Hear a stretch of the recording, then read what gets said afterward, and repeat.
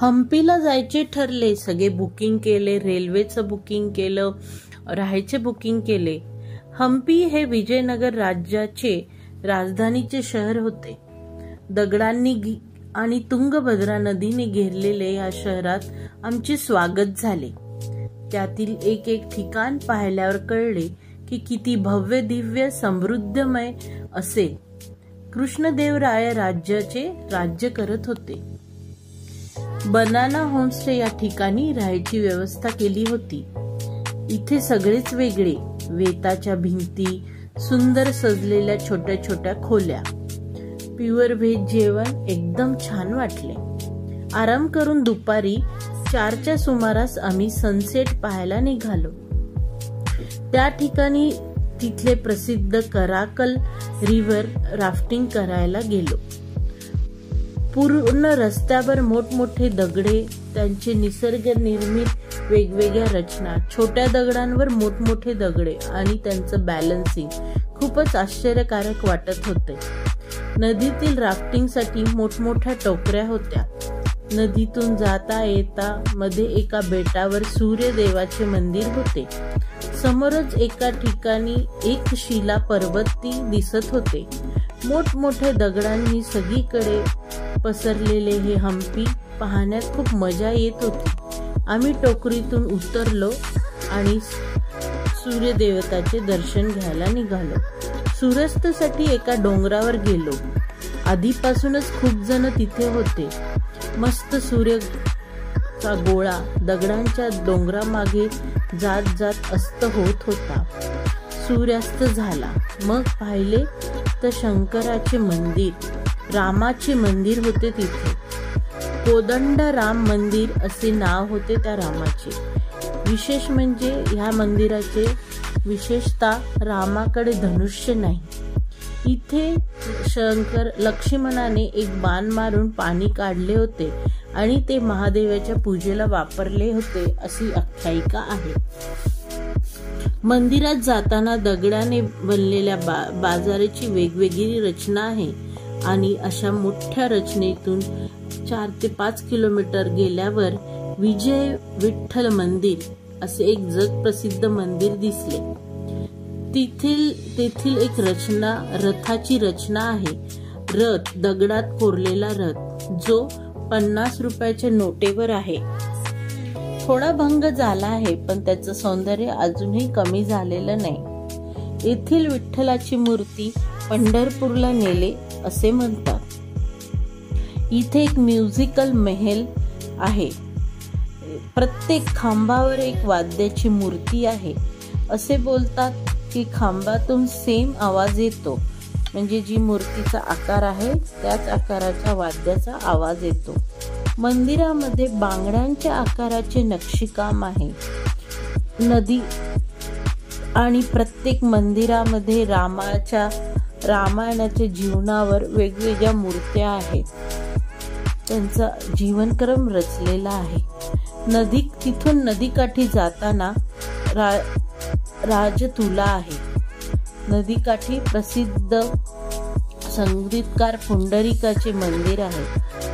पूर्ण रामायण कोरलेल्या या मंदिराच्या खांबावर बघताना मन अगदी दिपून जाते. हम्पीमध्ये एका वस्तू संग्रहालयात तेथील सर्व जुन्या मूर्त्या जमा करून ठेवल्या आहेत. खूप मोठमोठे दगड, एक शिला दगड असे तिथे वस्तू संग्रहालय सुद्धा आहे. गोल्डन कॉईन, वेगवेगळे कॉईन्स सुद्धा त्यावेळी जमा केलेले आहेत. तसेच थोडे पुढे गेल्यास क्वीन बाथ अशी एक जागा, जिथे नदी राणी स्विमिंग पूल साठी तिथे येत असे. असे बोलतात की ह्यात पाणी शुद्ध करून यायचे. चंदनाचे लाकूड लावलेले असायचे. सुंदर फुलांची सुवास तिथे त्या पाण्यात टाकायचे. प्रत्येक खांबावर सुंदर फुलांचे नक्षीकाम आहे. त्याच्या जवळच एक लोटस महल आहे, जिथे क्वीन पॅलेसचा बेस आहे. लोटस महल म्हणजे कमळाच्या आकाराची रचना तिथे केलेली आहे. त्याच्या जवळच हत्तीशाळा आहे. खूप भव्य दिव्य आहे. राणी महल असल्यामुळे सगळीकडे संरक्षक स्तंभ आहेत. 1000 राम मंदिर असे एक अप्रतिम राम मंदिर आहे. त्या मंदिरात पूर्व रामायण कोरलेले आहे. 3 स्तरावर असे रामायण कोरलेले आहे. प्रत्येक प्रदक्षिणेच्या वेळेस रामाच्या जीवनाची माहिती मिळते. मंदिरात आतमध्ये काळ्या रंगाच्या दगडाचे 4 स्तंभ आहेत, ज्यावर सुंदर नक्षीकाम आहे. मंदिराच्या बाहेरच्या भिंतींवर गजदल, अश्वदल, पायदल अशा मूर्त्या कोरलेल्या आहेत. मोठमोठ्या वीरांगणांच्याही मूर्त्या तिथे आहेत. आणि पुढे गेल्यावर मोठ्या प्रचंड अंगणामध्ये रॉयल एन्क्लेव्ह अशी एक जागा आहे. त्या काळातील राजाची सुबकता ही जागा पाहिल्यावर कळते. 100 स्तंभ असलेला मंडप आहे. एक सिक्रेट चेंबरही आहे. पुष्करणी नावाच्या अशा पायऱ्याची एक मोठं कुंड सुद्धा आहे. आणि जिथे सामान्य लोकांनाही पोहता येईल, पाण्याचा आनंद घेता येईल अशी मोठी स्विमिंग पूलची रचना सुद्धा तिथे आहे. आणि मग महानवमी दाबा असे एक मोठे स्टेज आहे, जिथे नवरात्रीचा महोत्सव होत होता असे म्हणतात. हिरव्या रंगाचे दगडाने बनवलेले हे एक मोठे स्टेज पाहण्यास एकदम आकर्षक आहे. हम्पी स्ट्रीट बाजार ही इथे खूप प्रसिद्ध आहे. तिथल्या लाईट आणि साऊंड शो ही एकदम वेगळ्या प्रकारे बनवलेला आहे. पंपा देवी, वीरभद्र, सुग्रीववाली अशा वेगवेगळ्या गोष्टी या लाईट आणि साऊंड शो मध्ये दाखवल्या जातात. सोबतच आपल्याला त्यांच्या पंपादेवी आणि वीरभद्राच्या विवाहाचा सोहळाही आपण त्यांच्यासोबत साजरा करतो. अशा प्रकारे दिवस दुसरा आमचा संपला. दिवस तिसरा दिवशी आम्ही सकाळी लवकर उठून सूर्योदयाच्या आधीच अंजेंद्री पर्वत चढायचे ठरवले. अंजेंद्री पर्वत जिथे हनुमानाचा जन्म झाला होता. 575 पायऱ्या आहेत. मंदिराला जायला तिथे अंजनी देवीचे मंदिर आहे. सूर्योदय खूप सुंदर दिसतो इथून. खूप माकडे आहेत इथे. माकडांचं वास्तव विशेष म्हणजे ते स्त्रियांना त्रास देत नाही. अशा प्रकारे सूर्योदय आणि हनुमान मारुतीचे दर्शन घेऊन आम्ही वीरभद्र शिव मंदिराकडे गेलो. हे खूप मोठे सुंदर कोरलेले मंदिर आहे. इथे दारावर वराह अवताराचे चिन्ह असल्यामुळे हा भंग कोणी करू शकत नाही अशी आख्यायिका आहे. मंदिराच्या गाभाऱ्यात जुन्या काळातील रंगवलेले चित्र आहेत. त्यात पंपादेवी आणि वीरपाक्ष देवाची गोष्ट आहे. मंदिरात सुंदर कोरलेल्या देवींच्या वेगवेगळ्या मूर्त्या आहेत. इथे विशेष म्हणजे विष्णू महादेवाचं लिंग आहे. त्याच्या बाजूला विष्णू आणि महादेव असे एकत्र एक मंदिर आहे. सोबत पंपादेवीचेही मंदिर आहे. इथे सायन्स म्हणून 3 होल कॅमेराची कन्सेप्ट ही बघायला मिळते. इथे एक विशेष हत्ती नसते लक्ष्मी नावाची, ती सुद्धा दररोज प्रवाशांना आशीर्वाद देते असं दिसतं. मंदिरासमोर एक मोठा बाजार आहे आणि त्याच्या समोर एक मोनोलिथिक एका दगडात कोरलेला नंदी आहे. समोरच मार्तंड मंदिर आहे.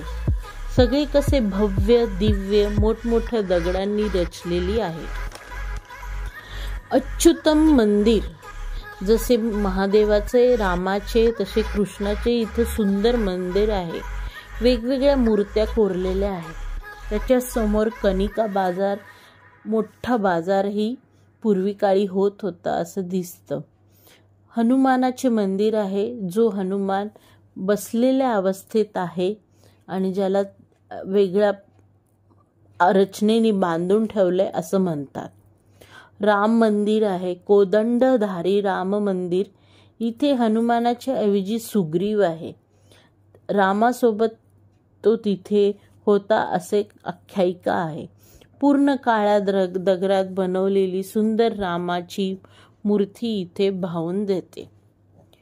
मोठा एका दगडात कोरलेला गणपती मंदिर आहे, जिथे प्रत्येक स्तंभावर छान नक्षी कोरलेल्या आहेत. रस्त्यातच मस्टर्ड गणपती असे म्हणतात. तिथल्या पूर्वीच्या व्यापाऱ्याने ते एक मंदिर बांधले अशी आख्यायिका आहे. सगळ्या प्रकारच्या पदार्थांचे बाजार, मसाले बाजार, सुपारी बाजार, प्रत्येक गोष्टीचा बाजार इथं बघायला मिळतो. नरसिंह मंदिर, जे मंदिर मूर्तीपेक्षा छोटे आहे. हे नरसिंहाचं रूप अतिशय उग्र आहे. असे उग्र रूप धारण केलेली मूर्ती आहे असे म्हणतात. त्याच्याच बाजूला शिवलिंग आहे, ज्याचा तिसरा डोळा उघडलेली पिंड आपल्याला दिसते. ती पाण्यातच असते. तिथूनच जवळच एका दगडी जंगलामध्ये पुरातन काळातील एशियन टाइम ड्रॉइंग आहे.